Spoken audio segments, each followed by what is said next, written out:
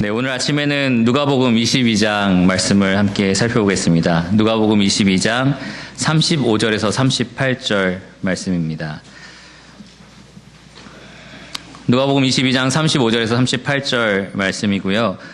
저는 이 말씀을 가지고 이제는 싸울 준비하라라는 제목으로 함께 나누기를 원합니다. 우리가 이제 예수님께서 다락방에서 감람산으로 이동하시고 잡히시고 이제 십자가에서 달려 돌아가시는 그 과정을 계속해서 하나씩 살펴보고 있는데요. 요즘에 계속 이 부분을 묵상하면서 주님께서 그 마지막 때의 그 심정이 어땠을까라는 것을 많이 생각해 보게 됩니다. 좀 복잡하고 또 두려울 수도 있고 그러한 많은 복잡한 심정 가운데 아까 우리 찬양제가 얘기한 것처럼 왜 제자들은 이렇게까지 알아듣지 못하고 또 예수님의 마음을 이해하지 못했을까라는 생각을 많이 하게 됩니다. 그러면서 또 오늘날의 제자인 우리도 비슷하다라는 생각을 또 같이 많이 해보게 됐습니다. 오늘은 굉장히 짧은 구절이고요. 총 4구절인데요. 같이 한번 읽어봤으면 좋겠는데 제가 예수님 파트를 읽을 테니까요. 성도님들이 제자들 대사를 읽어주시면 될 것 같습니다. 한번 읽어보겠습니다. 22장 35절입니다. 그들에게 이르시되 내가 너희를 전대와 배낭과 신발도 없이 보내었을 때에 부족한 것이 있더냐 이르되 이르시되 이제는 전대에 있는 자는 가질 것이요 배낭도 그리하고 검 없는 자는 겉옷을 팔아 살지어다. 내가 너희에게 말하노니 기록된 바 그는 불법자의 동류로 역임을 받았다 한 말이 내게 이루어져야 하리니 내게 관한 일이 이루어져 감이니라. 그들이 여짜오되 대답하시되 족하다 하시니라. 방금 우리가 함께 읽어본 이 말씀은요, 예수님과 제자들이 다락방에서 마지막으로 나눈 대화입니다. 39절에 보시면 이 누가의 기록에 따르면 예수께서 나가사 습관을 따라 감람산에 가심에 제자들도 따라갔다 이렇게 기록이 되어 있습니다. 그러니까 오늘 저희가 읽은 이 말씀은 예수님이 다락방을 나가기 전에 마지막으로 제자들에게 했던 가르침입니다. 특별히 마태와 마가와 요한은 이 부분을 기록하고 있지 않기 때문에 오직 누가만 오늘날 우리에게 이 예수님이 다락방에서 마지막으로 주신 교훈을 전달해 주고 있습니다. 혹시 저희가 함께 읽으면서 이 말씀은 이런 교훈이겠구나라고 감이 오셨습니까? 사실은 언뜻 읽어보면 이게 뭐지? 라는 생각이 들었을지도 모릅니다. 제자들과 예수님 사이에 그냥 일어날 수 있는 아주 극히 일상적인 대화처럼 보이기도 합니다. 예수님 제자들에게 너희 배낭 챙겼어? 전대 챙겼어? 칼 챙겼어? 라고 물어보신 것 같고요. 제자들은 네, 여기 칼이 2개 있네요 라고 대답을 했고 예수님이 거기에 대해서 그래, 충분하다. 이렇게 총 4구절로 누가는 마지막에 교훈을 기록을 하고 있습니다. 여러분, 어떤 교훈을 얻을 수 있을까요? 이 구절에서 우리가 과연 어떤 교훈을 얻을 수 있을까요? 과연 예수님은 이 마지막 말씀을 하시면서 제자들에게 어떠한 교훈을 주기 원하셨을까요? 그리고 또 중요한 질문 중에 하나입니다. 과연 제자들은 예수님의 교훈을 제대로 이해했을까요? 왜 누가는 이 사건을 다른 복음 기록한 저자들과 달리 기록을 해서 무언가 우리에게 남겨주려고 한 거 아니겠습니까? 왜 누가가 이것을 기록해서 우리에게 무언가를 알려주려고 했을까요? 오늘 우리가 그 답을 한번 찾아보려고 합니다. 하나님께서 분명하게 성령님의 감동하심으로 누가의 손끝을 통해서 오늘 우리에게 이 4구절의 말씀을 주셨습니다. 거기에는 성령님께서 우리에게, 오늘날 예수님의 제자인 우리에게 하고 싶었던 말씀이 있었다라는 말입니다. 예수님께서 다락방에서 마지막으로 제자들에게 교훈을 주시려고 했던 그 내용을 오늘날 예수님의 제자인 우리도 들어야 하기 때문입니다. 그래서 오늘 이 시간에 예수님을 따르고 있는 여러분과 제가 이 누가의 마지막 기록을 통해서 다락방에서 예수님이 마지막으로 가르치신 이 교훈을 확실하게 받기를 원합니다. 오늘의 본문은 총 3단계로 구분할 수 있겠는데요. 첫 번째 구절은 예수님이 과거에 있었던 일들을 제자들에게 회상시키는 장면입니다. 그래서 저는 제목을 예수님에 대한 과거의 반응이라고 붙였습니다. 35절 말씀에 예수님에 대해서 과거의 사람들이 어떻게 반응했었는지 예수님이 제자들에게 물어보시는 장면입니다. 그리고 36절과 37절은 그럼 이제는 예수님에 대해서 어떤 반응이 있을 것인지 예수님이 말씀하시는 장면이고요. 그리고 마지막 38절에서는 제자들이 예수님의 이 가르침에 대해서 어떻게 반응했는지 말하고 있습니다.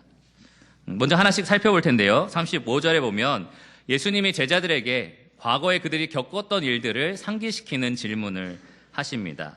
35절에 이런 질문을 하셨는데요. 내가 너희를 전대와 배낭과 신발도 없이 보냈을 때에, 이 질문을 잘 보시면 예수님이 과거의 어떤 시점에 그들에게 이런 일을 했었다라고 말씀을 하시는 겁니다. 여러분 혹시 기억나십니까? 제자들이 전대나 배낭이나 뭐 이런 거 없이 어딘가를 갔던 기억 혹시 나십니까? 예수님이 다락방에서 말씀하시기 전 한 1년 이상 거슬러 올라가면 예수님이 갈릴리에서 12 사도들을 모아놓고 각 마을로, 갈릴리의 각 마을로 보내시면서 바로 이와 같은 말씀을 하셨었습니다. 누가복음 9장에 기록되어 있는 말씀입니다. 12 제자들을 모아놓고 그들에게 귀신을 내쫓을 수 있는 능력을 주시고 병을 고칠 수 있는 권세를 나눠주십니다. 그리고 너희는 각 마을로 가서 하나님 나라를 전파하라 라고 사명을 주셨습니다. 한마디로 예수님의 권세를 받고 예수님에 대한 복음을 이 각 마을에 가서 전파하는 그러한 일을 받았던 것입니다. 그때 예수님이 12 제자들에게 아주 특별한 지시를 하셨는데요. 바로 예수님이 지금 기억나게 하시려고 하는 이 장면에서 우리가 살펴본 것처럼 배낭이나 여행을 위한 아무것도 가지지 마라 라고 말씀을 하셨습니다. 지팡이나 배낭이나 양식이나 돈이나 두 벌의 옷이나 여분의 옷도 챙겨가지 마라 라고 말씀을 하셨습니다. 이 12 제자들이 각 마을로 막 이제 뿔뿔이 흩어져서 하나님 말씀을 전하게 될 텐데 또 그 거리가 얼마나 될지 알 수가 없는데 아무것도 준비해 가지 말라는 겁니다. 왜 그랬을까요? 왜 아무것도 준비하지 않아도 됐을까요? 그 마을에 갔을 때 그들에게 필요한 것들을 누군가가 채워줄 거다라는 말입니다. 누군가가 그것을 채워줄 거기 때문에 예수님은 아무것도 준비할 필요가 없다라고 말씀을 하셨습니다. 예수님은 너희가 어느 집에 들어가든지 너희를 영접하는 그 집에 유하라라고 말씀하셨습니다. 그 사람들이 주는 것들로 먹고 마시고 거기에서 공급을 받으라라고 말씀을 하셨습니다. 그렇다고 제자들이 다 영접을 받았던 건 아닙니다. 그 가운데는 제자들을 내쫓았던 사람도 있었습니다. 영접하지 않는 사람들도 있었는데요. 그때 너희는 그 집에서 너희 발에 묻은 먼지도 다 털어버려라 라고 말씀을 하셨습니다. 이 당시에만 해도 약 1년 전 갈릴리에 예수님이 제자들을 보냈을 때만 해도 그들을 영접한 사람이 있었고 영접하지 않은 사람이 있었다라는 거죠. 영접하는 사람들은 이 제자들의 필요를 충분히 공급했기 때문에 예수님은 그때 제자들에게 아무것도 준비하지 마라. 배낭도 준비하지 말고 전대는 지갑을 말하는데요. 지갑도 따로 챙길 필요가 없다. 신발도 가져갈 필요가 없고 여분의 옷을 따로 챙기지도 마라 라고 말씀을 하셨습니다. 예수님과 예수님이 보내신 제자들을 환대하고 영접하고 그들을 지지할 사람들이 분명히 있었기 때문입니다. 그래서 제자들은 자기들의 필요를 염려하지 않고 걱정할 필요 없이 이 마을을 돌아다니면서 하나님 나라의 복음을 곳곳마다 전할 수 있었습니다. 그들에 대한 환대가 분명하게 예비되어 있었기 때문입니다. 다락방에서 예수님은 이 사건을 기억나게 하시는 겁니다. 제자들에게 내가 예전에 너희에게 이렇게 말한 적이 있었지 않았느냐라고 물어보시면서 그때 너희가 혹시 부족한 게 있었느냐라고 물어보십니다. 그때 제자들이 대답하기를 아니요, 없었습니다. 우리가 그때 필요했던 것은 다 사람들로부터 공급을 받았습니다. 배낭도 전대도 지팡이도 신발도 여분의 옷도 따로 준비할 필요가 없었습니다. 왜냐하면 사람들이 우리에게 그것을 공급했기 때문입니다. 예수님과 제자들을 영접하는 사람들을 통해서 우리가 충분히 공급받았습니다. 라고 지금 제자들이 대답을 했습니다. 혹시 여러분 이 12 제자들 말고도 또 이러한 똑같은 상황을 경험했던 제자들이 있었다는 걸 아십니까? 70명의 제자 혹시 기억하십니까?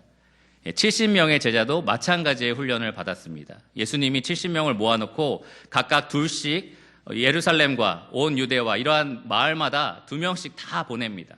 예수님이 앞으로 가게 되실 마을마다 먼저 그 2사람을 보내서요, 하나님 나라를 전파하라라고 사명을 주십니다. 그때도 동일하게 어떤 말씀을 하셨냐면요, 전대나 배낭이나 신발을 가지고 가지 마라. 그런 것들을 준비하지 말라는 겁니다. 왜냐하면 그들을 영접한 이들이 그들의 필요를 공급할 것이기 때문입니다. 그들을 영접한 사람들이 그들을 집에 데려오고 그들을 먹이고 입히고 재우고 이러한 일들을 할 것이기 때문입니다. 예수님을 영접하려고 하는 마음이 있는 사람들이 예수님이 보낸 70명의 제자들을 다 각각 영접하려고 하는 그러한 반응이 있었던 것입니다. 물론 이 70명에 대해서 반대하는 사람이 없었던 것은 아닙니다. 여전히 이 70명도 영접하지 않는 사람들이 있었고 거절하는 사람들이 있었습니다. 예수님은 그러한 거절하는 동네들에 있으면 동네들에 갈 때 그 동네를 나올 때 그 동네에서 묻은 모든 먼지를 다 털어버려라 이렇게 말씀을 하셨고요. 그리고 너희를 영접하지 않는 그 동네에 하나님의 심판이 있을 것이다 라고 말씀을 하셨습니다. 너희를 저버리는 자는 곧 나를 저버리는 거고 나를 저버리는 자는 곧 나를 보내신 아버지 하나님을 저버리는 것이다 라고 분명하게 말씀을 하셨습니다. 이렇게 예수님은 과거에 있었던 일들을 지금 얘기를 하시는 겁니다. 제자들에게 과거에 너희들을 거절한 사람도 있었지만 분명히 필요한 것들을 공급하면서 영접한 사람들이 있지 않았느냐, 그래서 너희가 하나도 부족한 것이 없지 않았느냐라고 물어보고 계십니다. 그때는 그랬습니다. 예수님이 갈릴리 사역을 할 때는 그랬습니다.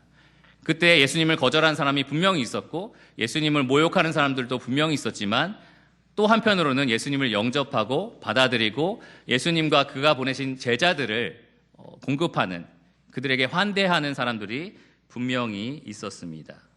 제자들은 자신들의 필요가 하나도 부족함 없이 공급받았다는 것을 인정하면서 정말 그때는 예수님과 그 제자들을 받아들인 사람들이 있었다라고 확실하게 대답을 합니다.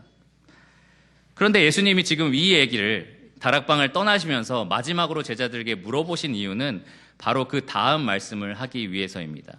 과거에 너희를 향해서 사람들이 그렇게 반응했었겠지만 이제는 달라질 것이다. 이제는 나와 너희에 대한 반응이 확실히 달라질 것이다. 그 말씀을 36절부터 하십니다. 36절에 보시면 이르시되 이제는 그때 과거에는 그랬었지만 이제는 뭔가 과거와는 달라질 일이 있을 것이다 라고 말씀을 하십니다. 실제로 과거에 예수님이 하신 말씀과 지금 제자들에게 하시는 말씀이 180도 달라졌습니다. 과거에는 전대를 가지지 마라 라고 하셨는데요, 지금은 전대 있는 자는 가지라 라고 말씀을 하시고요.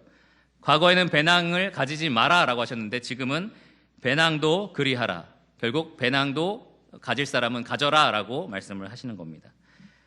또 추가로 검을 가지라고 말씀을 하십니다. 칼을 준비하라는 거죠. 칼이 꼭 필요하다라고 말씀을 하십니다. 심지어 너희에게 검이 없으면 겉옷을 팔아서라도 그 검을 사라라고 말씀을 하십니다. 오늘날 여러분들은 겉옷이 많으시죠? 집에만 가봐도 겉옷이 굉장히 많을 겁니다. 옷장을 열어보면 겉옷이 여러 벌 걸려 있을 텐데요. 이 당시에만 해도 겉옷은 그렇게 흔한 의복이 아니었습니다. 대부분의 유대인들은 아마도 한 벌의 겉옷만 가지고 있었을 겁니다.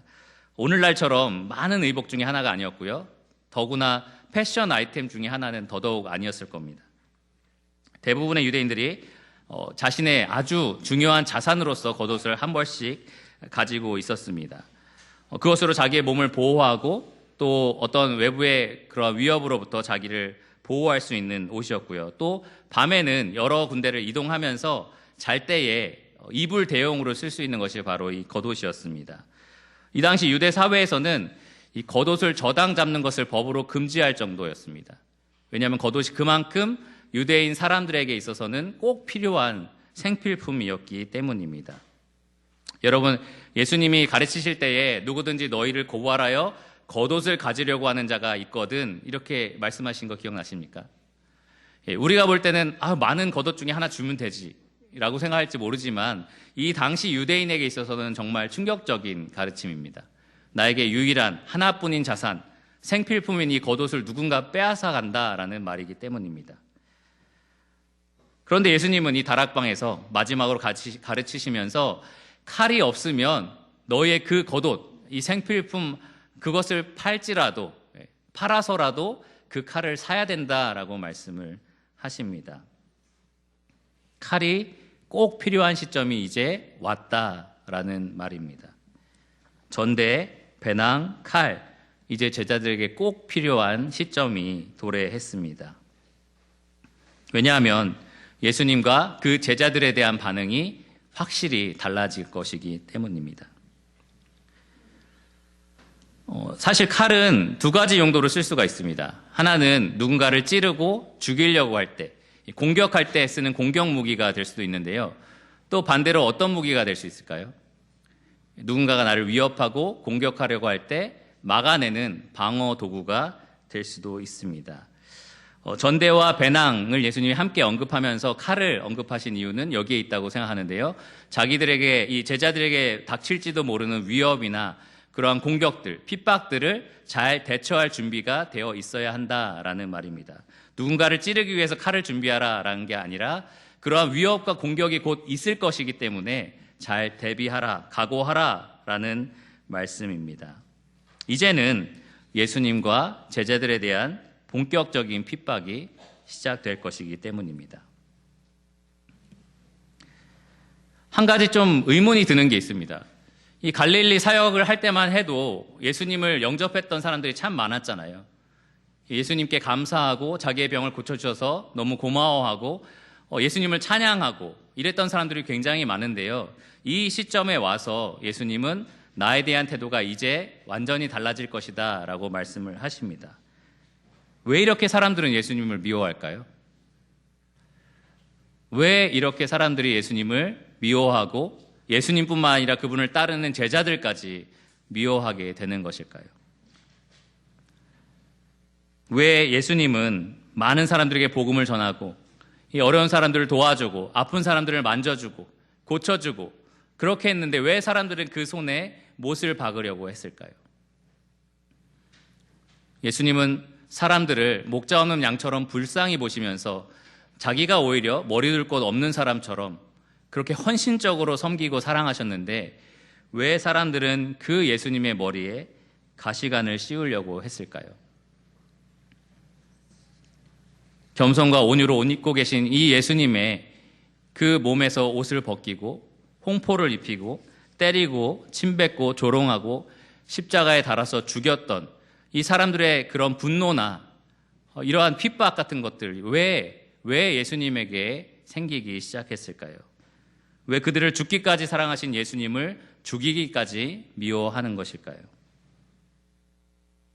예수님 37절에 이러한 그들의 반응, 이렇게 확연히 달라진 그들의 반응이 이상한 것이 아니라 하나님의 뜻대로 되는 것이라고 말씀을 하십니다.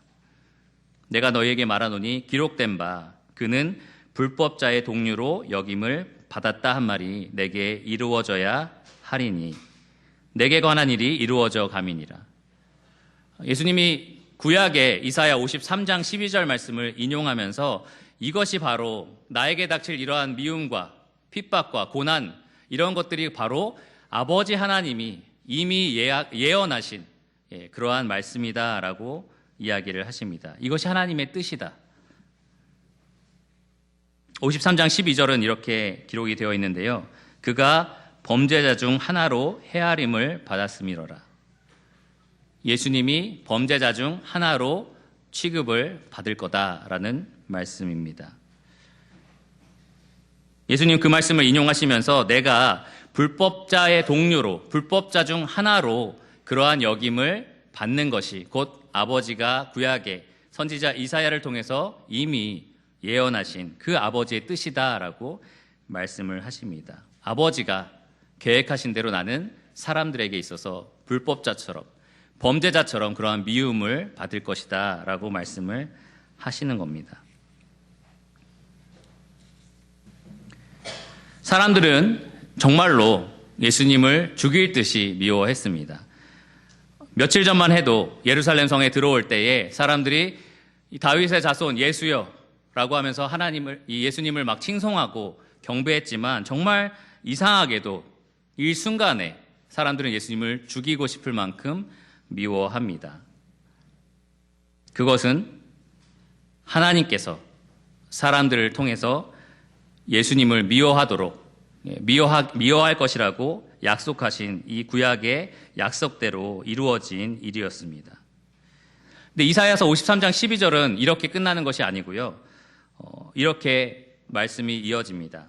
그가 범죄자 중 하나로 헤아림을 받았음이니라 라고 하고 나서 그러나 그가 많은 사람의 죄를 담당하며 범죄자를 위하여 기도하였느니라 이렇게 기록이 됩니다. 예수님께서 그들의 미움을 받고 죽음까지 이르게 되신 이유는 사람들은 몰랐지만 사실 예수님이 그들의 죄를 대신 담당하기 위해서였다라는 겁니다. 하나님은 그 아들 예수를 사람들의 미움과 핍박을 받게 함으로써 이 많은 사람들의 죄를 대신 지게 하시려고 했다라는 것입니다. 특별히 이사야 53장은 하나님이 택하신 하나님의 종에 대한 예언인데요. 이 하나님이 택하신 하나님의 종이 하나님의 백성 이스라엘을 대신하여 그 죄를 담당할 것이다 라는 예언의 말씀입니다. 예수님이 다락방에서 이 말씀을 인용하시기 전 약 700년 전에 이미 이사야가 이 말씀을 기록을 했습니다. 이사야 53장에서 여러분들이 잘 아는 구절이 있는데요. 53장 5절에 이런 말씀이 있습니다. 그가 찔림은 우리의 허물 때문이요 그가 상함은 우리의 죄악 때문이라. 그가 징계를 받음으로 우리는 평화를 누리고 그가 채찍에 맞음으로 우리는 나음을 받았도다. 예수님이 사람들의 미움을 받고 신문을 당하고 곤욕을 당하고 죽임 당했던 이유, 하나님께서 그 아들을 통해서 사람들의 죄를 대신 담당하게 하기 위해서입니다. 백성의 허물을 대신해서 찔리게 하시려고, 백성에게 평화를 가져다 주기 위해서 징계를 받게 하신 거고요. 백성이 낫게 하기 위해서 하나님께서 아들에게 채찍을 가하신 거고, 백성의 죄를 해결하기 위해서 상함을 당하게 하신 것입니다. 이것이 하나님이 자기 아들에게 두신 계획이었습니다. 그리고 그 아들 예수 그리스도가 그 계획대로 지금 하나하나 이루어져 가는 일들을 맛보고 있었습니다. 우리 모두가 대부분 알고 있듯이 예수님은 지금 다락방을 떠나서 이 아버지께서 계획하신 그 길을 하나하나 따라가고 있었습니다. 죽음을 향해 가고 계셨고요. 곧 유대인들의 손에 잡혀서 신문을 당할 계획이었습니다. 그리고 로마 법정에 끌려가서 사형 선고를 받을 거고요. 그리고 십자가에 달려서 돌아가실 계획이었습니다. 다른 어떤 이유가 있어서 그런 것이 아닙니다. 다른 어떤 이유가 있어서 사람들이 예수님을 불법자로 취급한 것이 아닙니다. 이 모든 것은 아무런 죄가 없으셨지만 아버지 하나님께서 예수 그리스도를 통하여 많은 사람들의 죄를 대신 치르게 하기 위해서 일어난 일입니다. 사실 예수님의 이름의 뜻이 그것을 분명하게 보여줍니다. 아버지 하나님이 그 아들의 이름을 예수라 하라라고 말하면서 이는 그가 자기 백성을 그들의 죄에서 구원할 자이시다라고 말씀을 하십니다. 예수님도 이 다락방에서 제자들과 함께 잔을 나눌 때에 분명하게 선포하셨습니다. 너희가 함께 마시는 이 잔 어떤 의미인지 아느냐? 이 잔은 너희를 위하여 흘리는 나의 피다. 죄사함을 얻게 하려고 많은 사람을 위해 흘리는 피, 곧 나의 언약의 피다라고 분명하게 말씀하셨습니다. 예수님은 아버지의 사명을 확실하게 이해하셨고요. 아버지의 뜻대로 이제 사람들의 미움을 받는 것이 당연하다라고 생각하셨습니다. 나는 곧 범죄자 중에 하나, 불법자 중에 하나로 취급을 받을 것이다 라고 말씀을 하십니다. 정작 예수님을 미워했던 사람, 예수님을 핍박했던 사람들은 이 사실을 전혀 몰랐을 겁니다. 정말 이 예수님이 자기들 죄 때문에 이런 것이다 라는 것을 알았다면 예수님을 미워하지 못했을 겁니다. 하지만 그것을 하나도 알지 못했기 때문에 그들은 예수님을 정말 범죄자 중에 하나로 취급하며 미워합니다. 이사야 선지자는 53장에 이런 기록을 또 남겼는데요. 그는 곤욕과 신문을 당하고 끌려갔으나 그 세대 중에 누가 생각하기를 그가 살아있는 자들의 땅에서 끊어짐은 마땅히 형벌받을 내 백성의 허물 때문이라 하였으리요. 예수님을 미워하는 사람들 중에 그분이 미움을 받는 이유, 그분이 박해를 받는 이유는 다 우리 때문이다. 허물 많은 우리 때문에 예수님이 이것을 당하시는 거다라고 누가 생각했겠느냐라는 기록입니다. 아무도 몰랐습니다. 아무도 예수님이 자기들 때문에 그러한 핍박을 당한다는 것을 알지 못했습니다. 자기들 죄를 해결하기 위해서 예수님이 그 모든 고통을 대신 담당하고 있다는 사실을 알지 못했습니다. 예수님을 미워하는 사람들 눈에 예수님은 단지 매일 십자가에 달려서 죽어나가는 수많은 범죄자 중 하나에 불과했습니다. 강도나 살인자, 그러한 사람들과 똑같은 존재에 불과했습니다. 그러니 예수님을 귀하게 여길 이유가 없겠죠. 예수님이 받는 징벌이나 고난에 대해서 안타깝고 애처롭게 바라볼 이유가 전혀 없을 것입니다. 하지만 우리 모두가 알듯이 예수님은 아버지의 뜻에 따라 사람들의 죄를 대신 담당하기 위해서 아무런 죄 없는 분으로서 이 길을 가고 계시는 중이었습니다. 그때도 마찬가지고요. 지금도 마찬가지입니다. 예수님이 이런 분이라는 것을 알지 못한다면 아무리 젠틀하게 신사적으로 예수님에 대해서 생각하고 있다 하더라도 사실은 예수님을 우리가 온전히 이해하거나 받아들일 수는 없습니다. 이 세상에 나가보시면 수많은 사람들이 예수님을 좋아하지 않습니다. 어떤 사람은 도덕적으로 훌륭한 사람, 괜찮은 사람이라고 인정할지 모르지만 왜 그분이 십자가에서 돌아가셨고 왜 그분이 많은 고초를 감당하셨는지를 제대로 이해하지 못한다면 사실 그 예수님을 우리가 온전히 이해할 수도 없고요. 사실 그 마음속에서 거부하고 영접하지 않고 받아들이려 하지 않는 그러한 고집을 피우게 됩니다. 극단적으로 나가면 정말 이 당시 사람들처럼 예수님을 미워하고 원망하고 그렇게 죽이도록 분노할 수 있다는 것입니다. 예수님뿐만이 아닙니다. 예수님을 따르는 수많은 사람들에 대한 반응도 마찬가지입니다. 누구든지 예수를 미워한다면 그러면 예수를 따르는 자도 미워합니다. 그래서 예수님은 이 사실을 아시고 제자들에게 마지막으로 경고를 하고 계시는 겁니다. 이제는 대비해야 된다. 이제는 세상이 나에 대한 반응이 예전처럼 너희들이 갈릴리에서 복음 전했을 때처럼 그러지 않을 것이다. 이제는 대비해야 된다. 전대를 준비하고 배낭을 준비하고 칼도 준비해라. 이제는 세상이 너희를 대항하여 너희를 핍박하고 너희를 학대할 것인데 그것에 대해서 적절하게 너희가 대비가 되어 있어야 된다. 각오해야 된다.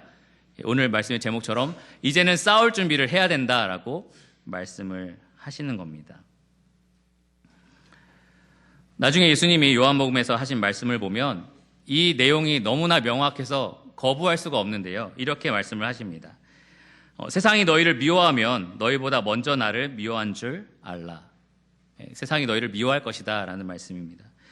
너희가 세상에 속하였으면 세상이 자기의 것을 사랑할 것이나 너희는 세상에 속한 자가 아니요 도리어 내가 너희를 세상에서 택하였기 때문에 세상이 너희를 미워하느니라.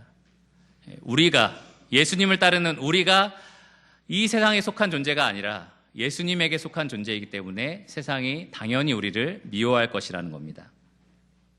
또 이렇게 말씀하시는데요. 내가 너희에게 종이 주인보다 더 크지 못하다 한 말을 기억하라.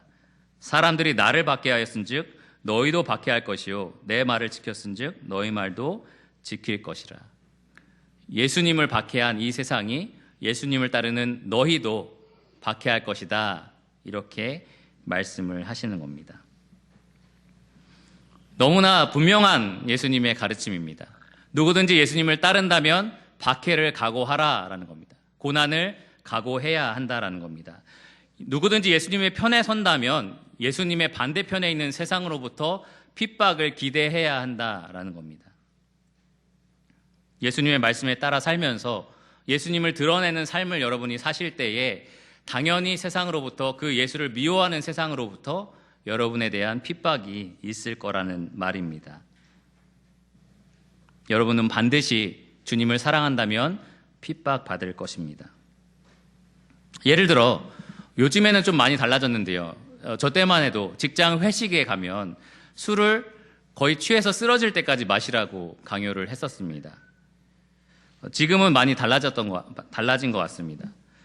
성경에 보면 술 취하지 말라라는 말씀이 있죠.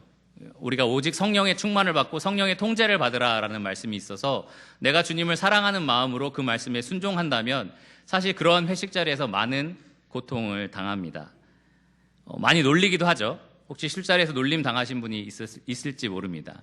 놀림을 당하기도 하고 그런 게 어딨냐라고 비웃기도 하고요. 혹시 저 같은 경험을 하셨을지도 모릅니다. 저는 엎드려 뻗쳐를 했었는데 그런 비슷한 경험을 여러분도 당했을지도 모릅니다. 또 요즘 OT철이 됐죠. 청년들 대학교에서 OT를 하게 되는데 거기에서도 술을 마시지 못하면 성인 취급을 하지 않거나 그러한 비웃음을 당하기도 합니다. 친구를 사귀는데 많은 어려움을 겪기도 합니다. 그러한 어려움들, 비웃음, 조롱, 기쁜 일은 아닙니다. 그렇죠? 괴로운 일입니다. 힘든 일이죠. 근데 절대로 예상하지 못했던 일은 아닙니다. 예수님이 이미 이 말씀에 기록된 것처럼 세상이 너희를 미워할 것이다 라고 분명하게 우리에게 얘기하셨습니다. 각오하라고 이미 예수님이 하신 말씀입니다. 제가 가끔 청년들이나 많은 사람들하고 이야기할 때 술 문제, 대학교 생활이 외로워요, 이런 문제들을 많이 얘기하게 되거든요. 그럴 때 제일 먼저 하는 말이 당연한 거다라는 얘기를 합니다. 그리스도인으로서 당연한 거다. 하나님을 따른다면 외로움, 어려움, 그러한 조롱과 핍박, 어떻게 보면 당연한 거다라는 말을 합니다. 예수님이 이미 우리에게 말씀하신 것처럼 세상으로부터 그러한 핍박을 우리는 받게 되어 있습니다. 칼을 준비하라고 예수님이 분명하게 말씀을 하셨습니다. 말세가 될수록 사람들은 돈을 사랑하고요, 자기 자신을 사랑하는데 그것이 점점 더 만연해지는 이 세상 속에서 돈을 미워하고 나를 부인하고 하나님을 사랑하는 삶을 살려고 한다면 핍박이 왜 없겠습니까? 당연히 그러한 핍박이 있습니다. 갈수록 더 타락하고 부패되는 세상 속에서 악을 버리고 선을 행하며 살아가겠다. 얼마나 힘든 일이겠습니까? 당연히 어렵고 힘든 일입니다. 하지만 전혀 예상하지 못했던 일은 아닙니다. 예수님이 이미 이러한 일이 있을 것이다 라고 우리에게 분명히 말씀하셨습니다. 외롭고 억울하고 손해보는 것 같은, 그리스도인으로 살면서 왠지 더 좋지 않은 것 같은 그러한 기분이 들지 몰라도 그것이 당연한 삶이다라고 예수님이 말씀을 하십니다. 나를 따르는 너희의 삶이 나보다 더 행복하고 좋고 편안할 거라고 기대하지 마라. 나를 따르는 너희의 삶이 나처럼 동일하게 어려울 것이다라고 말씀을 하셨습니다.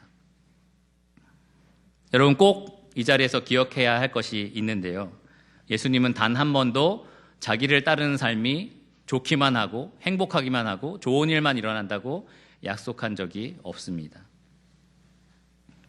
아무런 어려움도 아무런 장애물도 없을 거다라고 말씀하신 적도 없습니다. 여러분 잘 아시다시피 예수님이 누구든지 나를 따르려거든 자기를 부인하고 자기 십자가를 지고 나를 쫓으라라고 말씀하셨습니다. 나보다 너희 가족을 사랑한 사람은 나에게 합당하지 않다. 나보다 너희 친척들을 사랑한 사람은 나에게 합당하지 않다. 심지어 나보다 너희 목숨을 사랑한 자는 내게 합당치 않다라고 말씀을 하셨습니다. 이 말씀 잘 생각해 보세요. 예수님이 하신 말씀인데요. 몸은 죽여도 영혼은 능히 죽이지 못하는 자들을 두려워하지 말라. 이 말씀 안에는 누군가가 너희 몸을 죽일지라도 두려워하지 마라라는 경고가 들어 있습니다. 실제로 예수님을 따르는 그 당시 사람들뿐만 아니라 오늘날에도 예수님을 따른다는 이유로 많은 사람들이 자기 목숨을 잃어버립니다. 고문을 당하기도 하고요, 모욕과 조롱을 받기도 하고 눈앞에서 가족들을 잃어버리기도 하고 또 자기 목숨을 잃어버리기도 합니다. 다락방에서 이 말씀을 듣고 있던 11 제자들, 이 11 제자들도 사실은 모두 예수님을 따른다는 이유로 목숨을 잃었습니다.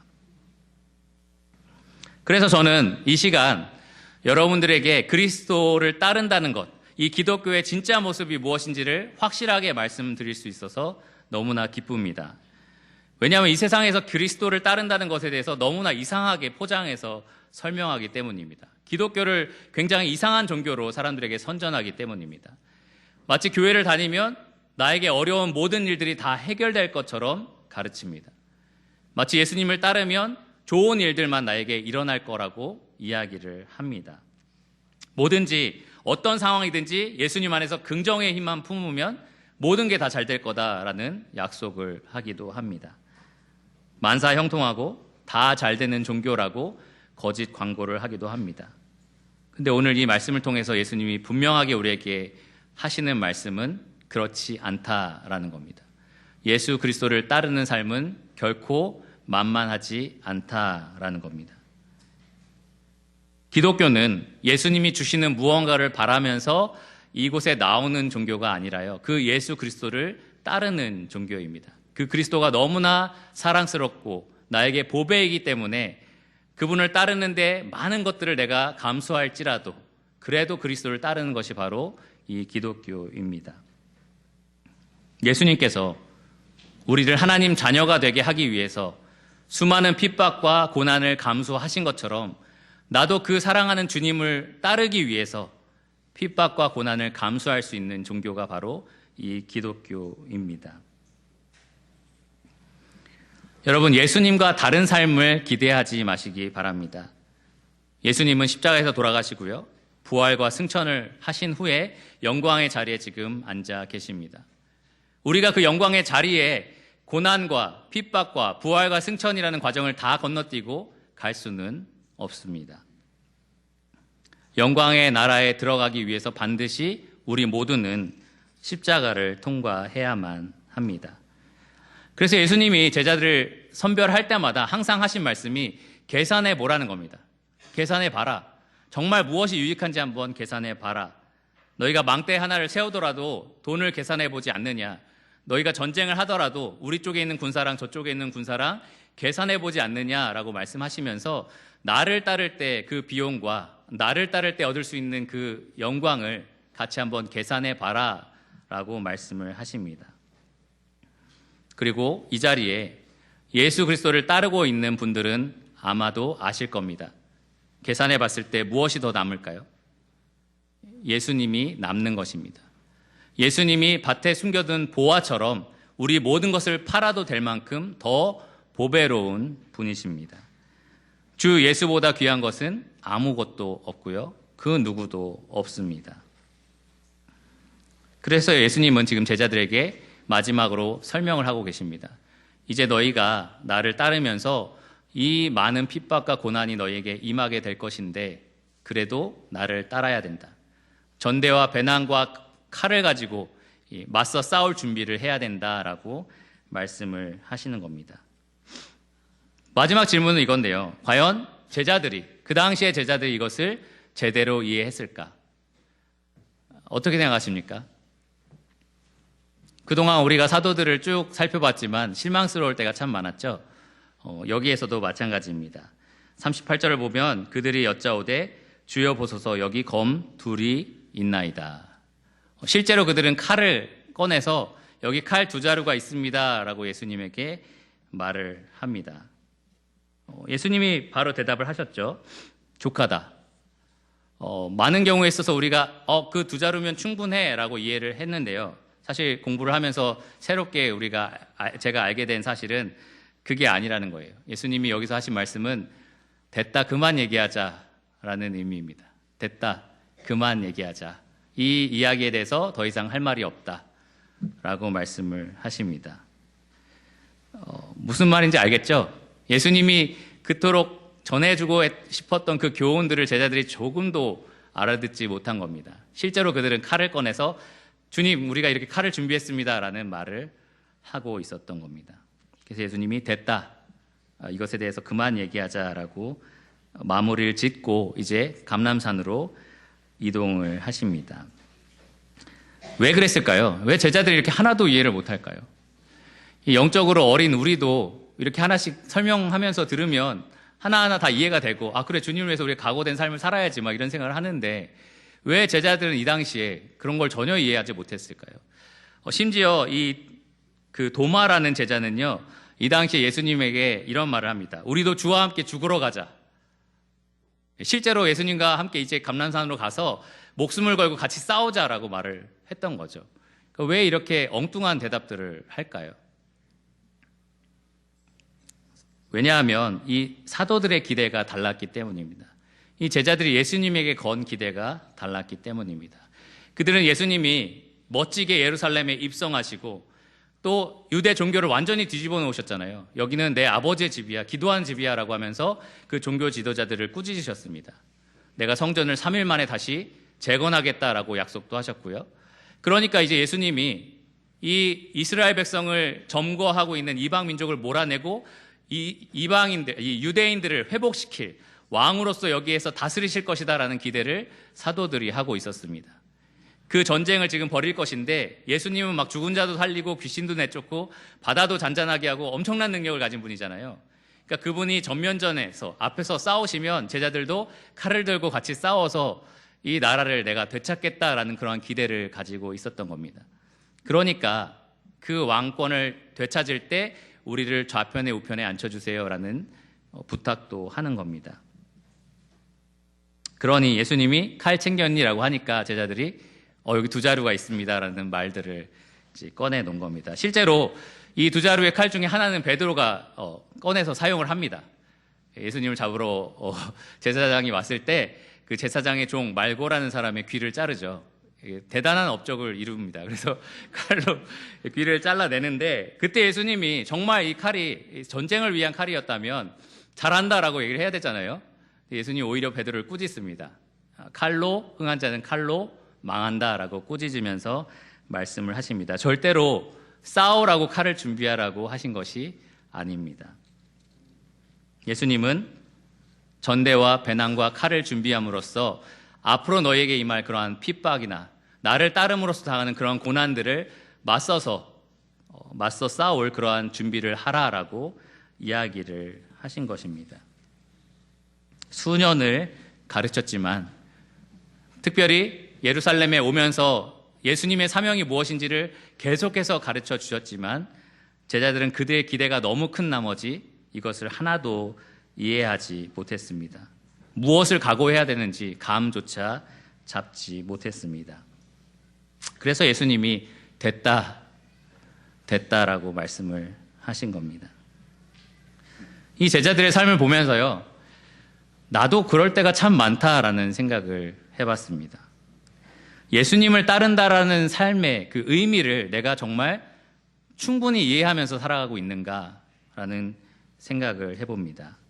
내가 원하는 것을 상상하면서 이 제자들처럼 헛된 것들을 내가 예수님에게 기대하면서 그것을 위해서 예수님을 믿고 따라가고 있지는 않은가 한번 자기를 돌아보게 되었습니다. 우리는 예수님이 이 십자가에서 우리 대신 이루신 이 놀라운 일들이 얼마나 가치 있고 고귀한지를 다 잊어버리고 사는 사람들 같습니다. 그래서 내 삶의 고난과 박해와 어려움들, 그런 손해들이 생겼을 때 왜 이런 일이 나한테 일어나지? 왜 예수님을 믿고 잘 따르는 나한테 이런 일들이 생기지라고 쉽게 불평합니다. 예수님은 이미 그것에 대해서 우리에게 각오하라고 말씀하셨는데도 우리는 우리가 원하는 걸 생각하면서 예수님을 따르고 있습니다.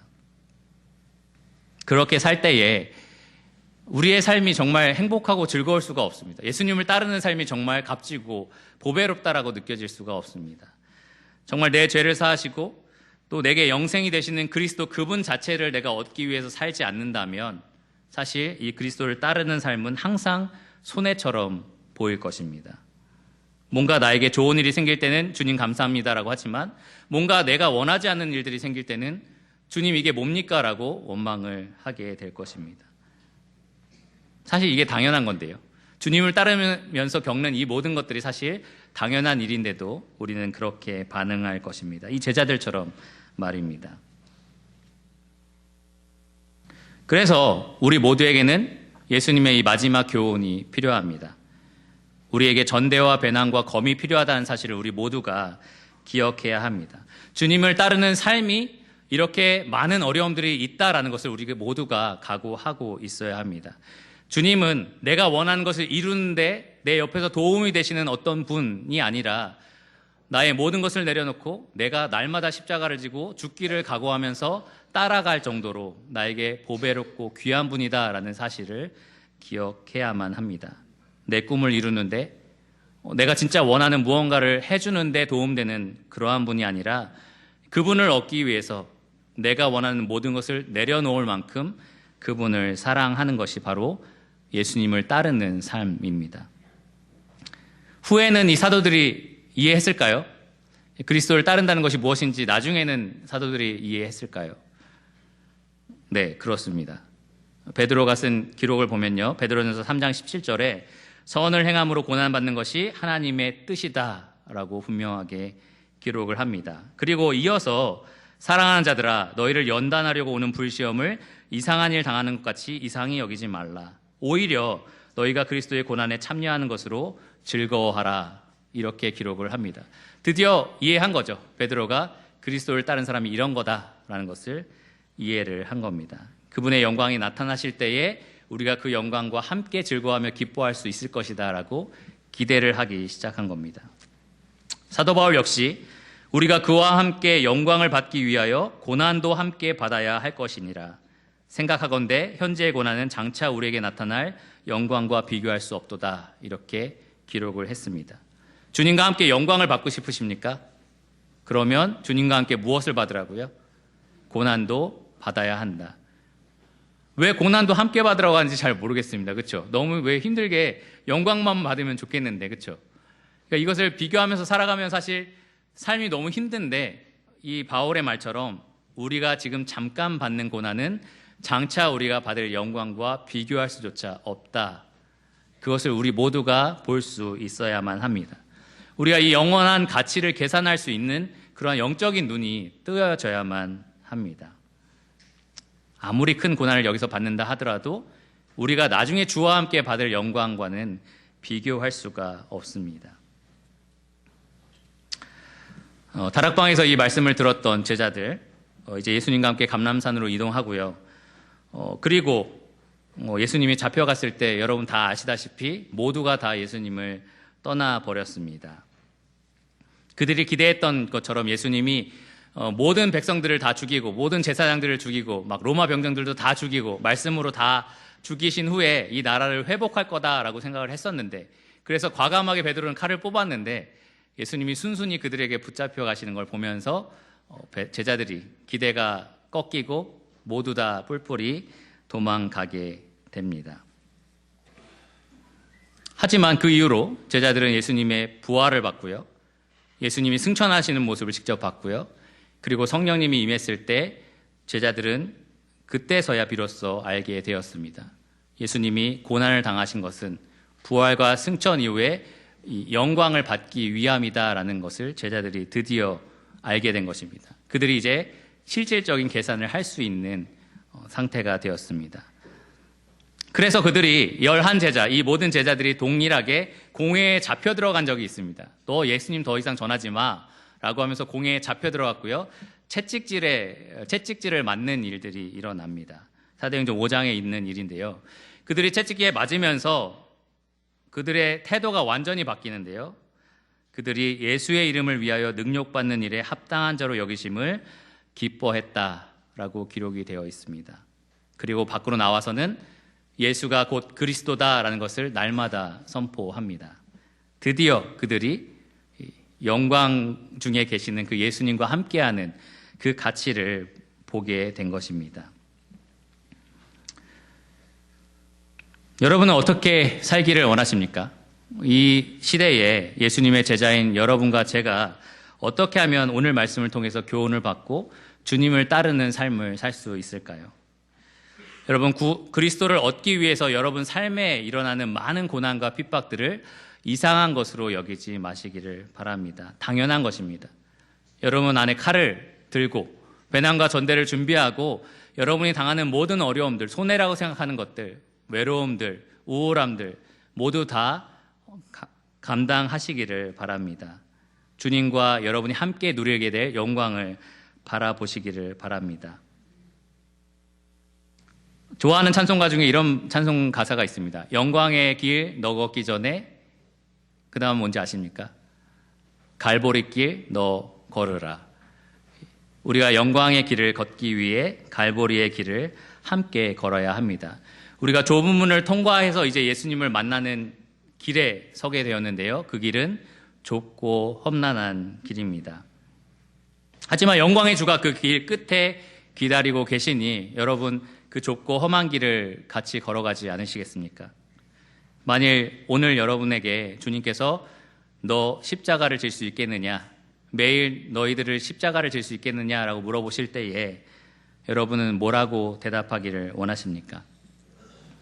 기도하고 말씀을 마치겠습니다.